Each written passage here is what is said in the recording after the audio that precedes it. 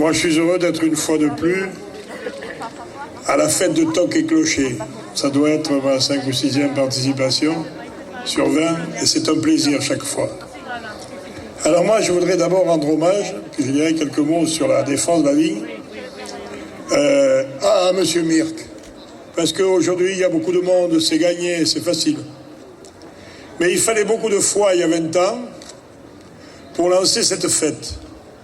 Et les responsables de Tocs et Clochers et du Sieur d'Arc ont les premiers compris que l'œnologie c'était important, mais le marketing non moins.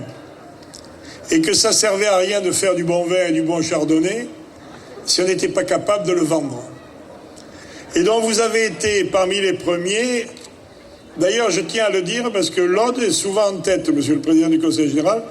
Là, actuellement, je vais faire un gros effort pour le tourisme. Eh bien, vous avez été précurseur avec la notion de pays Qatar, que vous avez lancé il y a 20 ans et qui est un grand succès sur le plan touristique. Et de la même façon, la promotion de Toc et Clocher, c'est une première en Languedoc-Roussillon. À l'heure où les gens ne s'intéressaient qu'à la production, vous avez compris que l'essentiel, c'était pas de produire, mais c'était de commercialiser. Et cette commercialisation fait qu'aujourd'hui, vous vendez vos vins dans des conditions relativement faciles par rapport au reste de la région. Et ça, c'est quelque chose d'extrêmement important. Alors moi, je tiens à dire à M. Mir et au conseil d'administration de Sieur d'Arc, parce qu'on leur fait des ennuis des fois. Ne croyez pas que c'est facile et ne croyez pas que le succès attire que l'amitié. Le succès attire aussi la jalousie. Et je voudrais dire à nos amis de Sieur d'Arc que la région est inconditionnellement avec eux, que nous les soutenons et que nous ne les laisserons pas se laisser enfoncer ici ou là par des opérations marginales mais quand même dangereuses si elles aboutissaient. Ensuite, la deuxième chose que je voudrais appeler, et je suis ravi de vous voir là, monseigneur, parce que nous défendons le vin.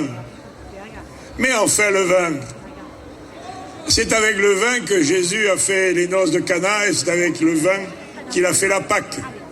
Vous voyez Jésus faire la Pâque avec de la bière? Bon. Mais oui, mais ça n'a l'air de rien, mais c'est essentiel. Le vin, c'est la civilisation méditerranéenne. Le vin de Palestine, aujourd'hui, il a rempli toute la Méditerranée.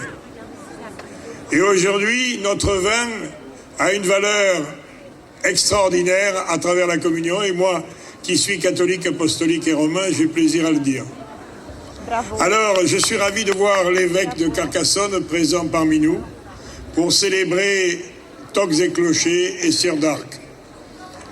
Ensuite, nous allons continuer à développer ce marketing. Nous sommes une trentaine à partir à New York la semaine prochaine. Et demain, nous achèterons 2 tonneaux de vin de Malras. Un grand tonneau, parce que vous savez que depuis 3 ans, le vin de Limoux est le seul vin officiel servi à la table de la région Languedoc-Roussillon. Je pense que vous ne le savez pas, mais je tiens à vous dire que nous ne servons pas de champagne, que nous servons uniquement du vin du Sieur d'Arc, du vin perlé, et que les gens que nous recevrons de tous les coins du monde trouvent qu'il est excellent. Et je pense que c'est une bonne chose aussi de le faire connaître à notre table.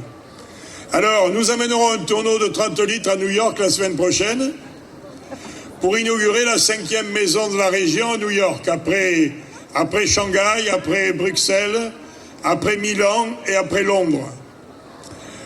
Et nous ferons boire, nous aurons le maire de New York présent à l'inauguration, et je puis vous donner ma parole que nous lui ferons boire un verre de vin chardonnay de Malras. Et c'est une façon aussi de faire la promotion de notre vin à l'échelle internationale. Et pour nous, les États-Unis, c'est un marché important.